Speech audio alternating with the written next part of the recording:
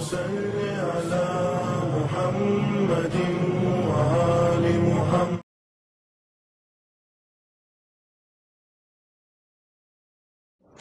اعوذ باللہ من الشیطان الرجیم. بسم اللہ الرحمن الرحیم. اللہم صلی علی محمد وآل محمد وعجل فرجہم. السلام علیکم ورحمۃ اللہ وبرکاتہ. آج کا ہمارا موضوع ہے گناہوں سے بچنے کا طریقہ کہ اس میں آج کا موضوع کی کس راہ سے اور ایسی کون سی راہ ہے کہ جس کے ذریعے ہم اپنے آپ کو گناہ سے بچا سکتے ہیں. ایک طریقوں میں سے ایک طریقہ یہ ہے کہ دوسروں کو دیکھیں اور عبرت حاصل کریں، کہ یعنی کہ ہم گزشتہ قوموں کو دیکھیں یا اس زمانے میں بھی دوسروں کو دیکھیں اور ان سے عبرت حاصل کریں، سبق حاصل کریں کہ کہیں یہ ایسا برا انجام ہمارا نہ ہو جائے. کوئی ایسا گنہگار انسان جس نے کسی گناہ کو انجام دیا ہو، اس کہانی کو دیکھ کر کے نہ صرف یہ کہ سن لیں اور کہیں کہ بڑا برا انسان تھا، بلکہ اس سے عبرت حاصل کریں کہ جو برائی اس میں تھی، جس بنا پر وہ اس عذاب میں یا اس پریشانی میں مبتلا ہوا، ہم اپنے آپ کو اس عذاب اس پریشانی سے بچا لیں. اپنے آپ کو کب بچا پائیں گے؟ یقیناً کہ جب اس برائی کو ہم اپنے وجود میں آنے نہیں دیں گے. تو جب ہم دوسری قوم سے، دوسروں سے عبرت حاصل کرتے ہیں، اپنے آپ کو گناہ سے بچا پاتے ہیں. سورہ یوسف کی آیت نمبر 111 میں پروردگار عالم ارشاد فرماتا ہے، بسم اللہ الرحمن الرحیم، لقد کان فی قصصہم عبرۃ لأولی الالباب. یعنی کہ ہم نے پچھلی امتوں کے قصے اس واسطے بیان کیے ہیں تاکہ لوگ عبرت پکڑیں. یقیناً بہت سے قرآن مجید میں ایسے قصے بیان کیے گئے ہیں نبیوں کے دور کے، ان کی قوم کے حوالے سے بھی، کہ جنہوں نے خدا کی نافرمانیاں کی ہیں، خدا کی اطاعت گزاری میں کمی کی ہے، یا اس انداز سے خدا کی خلاف ورزی کی ہے کہ ان پر عذاب نازل ہوا ہے اور خدا نے انہیں خاک میں مٹا دیا ہے. چند مثالیں آپ کے سامنے پیش کر دوں جن کو آغاز میں میں نے کچھ ذکر کیا تھا. اس سیریز کے آغاز میں بھی میں نے ذکر کیا تھا کہ مثلا جناب نوح علیہ السلام کے زمانے میں تمام اہل زمین کو طوفان میں غرق کیا گیا. کس بنا پر؟ کہ یقیناً وہ خدا کی نافرمانیاں جو ان لوگوں نے انجام دی تھیں، اس سے ہمیں عبرت حاصل کرنی ہے کہ ہمیں بھی نافرمان نہیں ہونا ہے. یعنی اس انداز سے جو پہلے کی گزشتہ قوموں پر گزرا ہے، جو کچھ بھی انہوں نے گناہوں کو انجام دیا ہے، یا اس انداز سے جو بھی ہم واقعات سنتے ہیں ان سے عبرت حاصل کریں. مثلا مثال کے طور پر دوسری مثال قوم لوط کی بستیوں کے متعلق، کہ کس طرح سے قوم لوط پر عذاب نازل ہوا اور جس گناہ کے تحت کہ جو آج زمانے میں بڑا عام بھی ہے، اور وہ گناہ ایسا برا عمل کہ جس کی بنا پر اللہ نے بہت روکا، لیکن اس پر لوگ نہ رکے، وہ قوم نہ رکی اور اس وجہ سے اللہ نے عذاب نازل کیا. اس سے عبرت حاصل کریں. ابلیس ملعون جو کہ بڑا عابد و زاہد تھا، لیکن خدا کی نافرمانی اس نے کی ہے، خدا کے حکم کو ماننے سے انکار کیا ہے، لہٰذا خدا کی بارگاہ سے نکالا گیا ہے. یہ بھی ہمیں یہاں سے کیا عبرت لینی ہے؟ یقیناً اس میں بھی ہمارے لیے سبق چھپا ہوا ہے جس سے ہم خود کو گناہ سے بچا سکتے ہیں، کہ انسان متکبر نہ ہو، غرور نہ اپنے وجود میں لانے دے، کیونکہ غرور کی وجہ سے ہی، غرور کا مارا ہی ابلیس تھا کہ خود پر اتنا متکبر ہو گیا، اپنے آپ پر اتنا غرور کرنے لگا کہ مجھ سے بہتر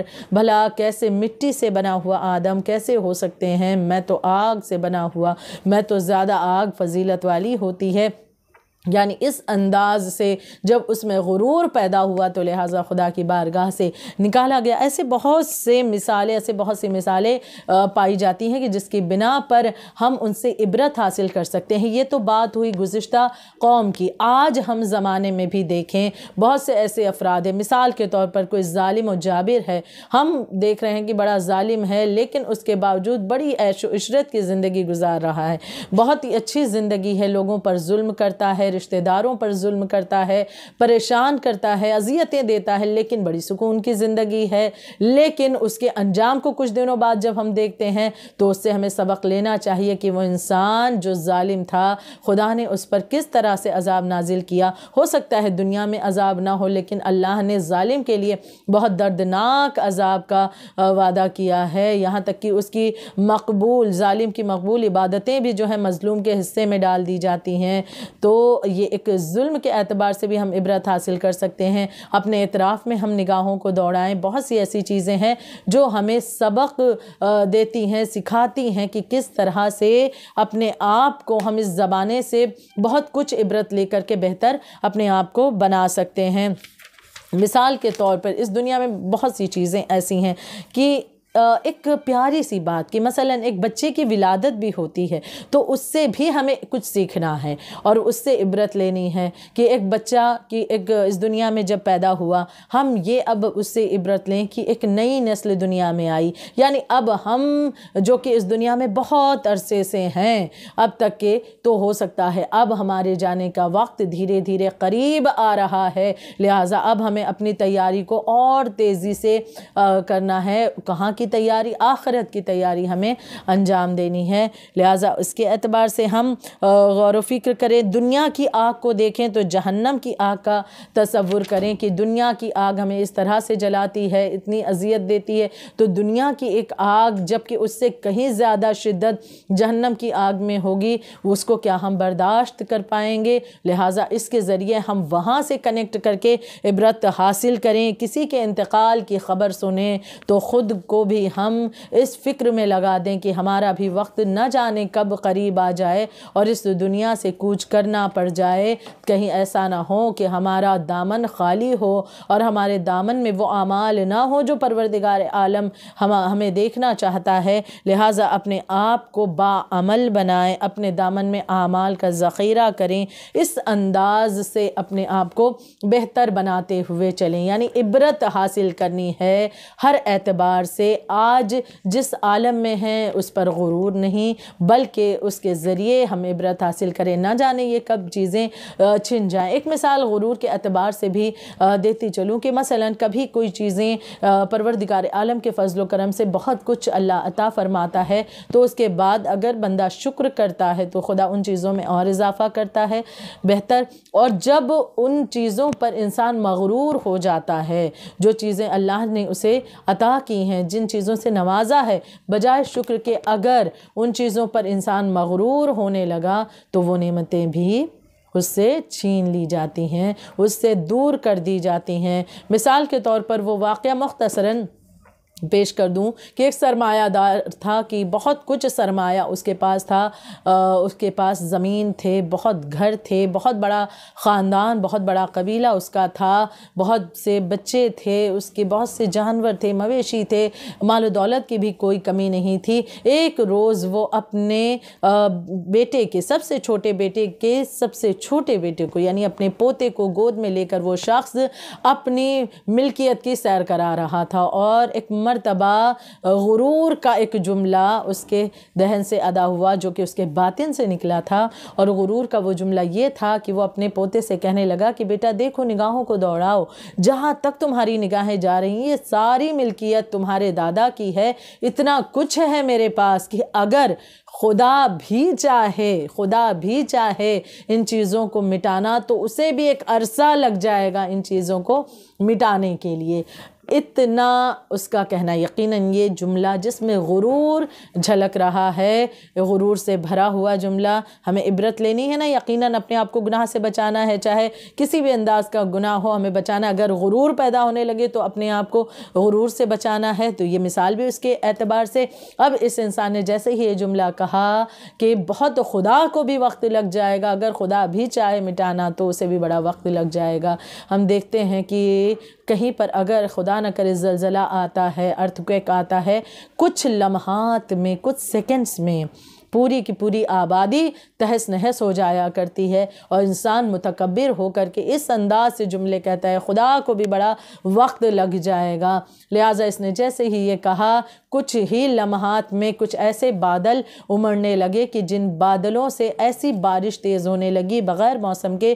कि जिनसे बड़े बड़े पत्थर बरसने लगे, और ऐसे पत्थर कि जो इस शख्स की उस बनाई हुई मिल्कियत पर गिरते उसे तबाह बर्बाद कर देते। ये अपने उस पोते को लेकर के पहाड़ के एक गार में जाकर के छुप गया और सोचने लगा ये अचानक क्या हुआ। कुछ लम्हात में इसके तमाम जानवर, इसके तमाम मिल्कियत, इसकी खेती बाड़ी, इसके बच्चे, जो भी इसके अजीज़ व अक़रबा थे, सब के सब खाक में मिल गए। जब तूफ़ान रुका तो ये बाहर आया और बड़ा हैरान है कि कुछ लम्हात में ये तमाम चीज़ें बर्बाद हो गई। अभी कुछ लम्हात पहले इसने कहा था खुदा को बड़ा वक्त लगेगा, और अब ये कुछ लम्हात में ये चीज़ों का मिट जाना, ये अभी ये सोच ही रहा था, परेशान था कि इसे तभी दिखाई दिया कि एक भेड़िया आ रहा है जो इसके एक पोता जो कि अब बचा हुआ है इसकी नस्ल में से उस पोते की तरफ बढ़ रहा है और उसे खा जाना चाहता है। इसने निशाना लिया उस भेड़िए को मारने के लिए, लेकिन वो निशाना उसका चूक जाता है और जा कर के वो निशाना पोते को लगता है और वहाँ पर पोता भी हलाक हो गया। ये शख्स जो कुछ लम्हात पहले गुरूर कर रहा था कि खुदा को भी बड़ा वक्त लग जाएगा इन चीज़ों को मिटाने के लिए, लम्हे भर में वो तमाम चीज़ें फना हो गईं। ऐसे वाक़यात, ऐसी चीज़ों से हमें इबरत लेनी है कि जब इंसान में कोई ऐब, कोई गुरूर, कोई अकड़ पैदा होने लगे कि इस अंदाज से परवरदिगार आलम ने हमें नवाजा और हम उसकी अता करदा चीज़ों को बजाय उस पर शुक्राना अदा करने के मगरूर हो जाते हैं, तो अंजाम इस तरह से हमें भुगतना पड़ता है। ये चाहे गुरूर के एतबार से हो या कोई और सिफत हो, यकीनन हमें उन क़िस्सों से और पिछले कौम के वाक़यात से, इस ज़माने में ज़ालिमों के हालात से, एतराफ़ में गुनहगारों के हालात से इबरत हासिल करनी चाहिए। और जब हम इन चीज़ों से सबक लेना शुरू करते हैं, उनके अंजाम पर गौर करने लगते हैं, तो हम एक मर्तबा अपने आप को गुनाह से रोकते हैं कि कहीं ऐसा ना हो जाए कि इस गुनाह को अंजाम देने वाले का जब अंजाम ये हुआ है तो हम कहीं ऐसा ना हो जाए कि हमारा भी हाल यही हो, हमारा भी अंजाम यही हो। तो लिहाजा अपने आप को गुनाह से अगर रोकना चाहते हैं तो एक रास्ता ये है, हमारे लिए एक और तरीक़ा बयान किया गया है कि हम दूसरों की जो गुनहगार हैं उनकी ज़िंदगी को इबरत उनसे लें और अपने आप को, अपनी ज़िंदगी को उससे कनेक्ट करके बेहतर कर सकें और उस गुनाह से पाक व मुनज़्ज़ा कर सकें। खुदावंद आलम इस राह में हमारी कोशिशों को कामयाबी अता फ़रमाएँ। रब्बना तक़ब्बल मिन्ना इन्नका अंतस समीउल अलीम।